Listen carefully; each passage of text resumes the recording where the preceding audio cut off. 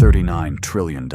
That is what America owes today. And you're probably already thinking, to who, right? Like Oscar, who do you even borrow $39 trillion from? That number isn't from a world war. It's from decisions, conscious, deliberate, signed off in a suit decisions made by people who then got re-elected. Let's go back to the year 2000. The economy is booming. The internet is exploding. Everyone's convinced they're about to get rich off a website that sells pet food online. Spoiler, they were not. But more importantly, the US government was actually paying off its debt. I know that sounds like I made it up. The debt was going down, and if that trajectory had continued, well, this would be a very boring video. It did not continue. September 11th, 2001. I don't need to explain what happened that day, but what happened after. Within months, America launched 2 wars simultaneously, Afghanistan and Iraq. You're probably thinking, how expensive are we actually talking? Somewhere between $6 and $8 trillion, more than America's entire national debt in 2000. One decision, 2 wars, a decade of progress, gone. Not $1 paid for with money America actually had. Every cent borrowed. From who?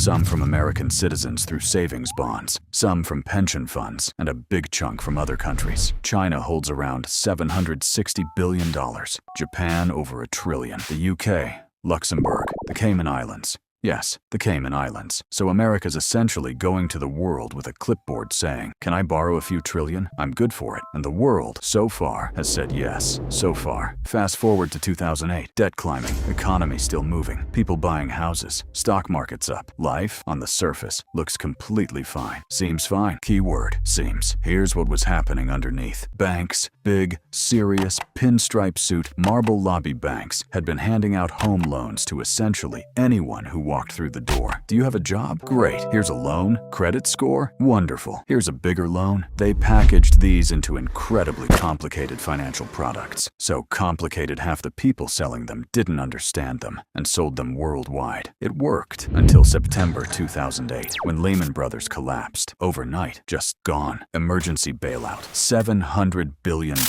Approved in days. Where did they get $700 billion that fast? They didn't have it. They borrowed it. Of course they did. Could this get any worse? I should not have asked that question. Between 2008 and 2020, 12 years, the debt went from $10 trillion to $23 trillion, more than doubled, during mostly economic growth. No world war, no depression, regular times. So every administration looks at the problem, looks at the next election, and borrows. Republican, Democrat, doesn't matter. Every single one. Kind of impressive. In the most depressing way imaginable, early 2020.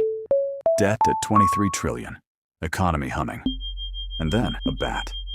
Somewhere in a market, a bat apparently had a very bad few weeks. In 2020 alone, 1 year, the US added $4.2 trillion to the national debt, more than Germany's entire national debt, added by one country, in 1 year. But when the pandemic ended, the borrowing didn't. COVID didn't create this problem. It just showed us it was already there. Turned the volume all the way up. America pays over $1 trillion per year, just in interest, not reducing the debt, just interest on money borrowed to pay interest on other borrowed money. Third largest federal expense. Bigger than defense, bigger than education, bigger than healthcare. How bad is $1 trillion? Spend $1 million every day. It takes 2,700 years to reach it. America spends that every year just on interest. The debt grows at $83,720 per second. By the time this video ends, America adds roughly $100 million to its debt. While you watched YouTube, you're welcome. Number 3. Personal. Your individual share as an American, $118,562 per person. This is what makes it a trap. It's called the doom loop. America borrows money. That money charges interest. To pay the interest, borrow more. That also charges interest. Next year, need even more. Every 1 percentage point rise in rates adds $3.3 trillion to the bill over 10 years. $3.3 trillion.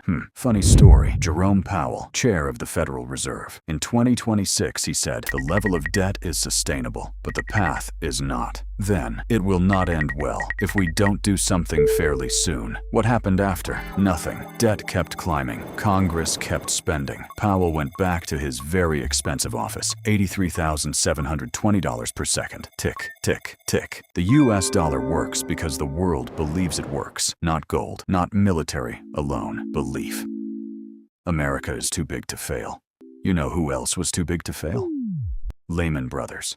The pattern that destroyed Germany in 1923 turned Zimbabwe's $100 trillion note into 40 cents, made Venezuela, sitting on the largest oil reserves on Earth, unable to feed its own people. That pattern starts with debt growing faster than it can be repaid. With governments choosing elections over generations, America isn't there. But how far away is it? The clock doesn't care about elections, doesn't care about speeches. $83,720 per second. Every second. The man in charge already told us where this ends. He just didn't say when. Year 2000, $5.7 trillion.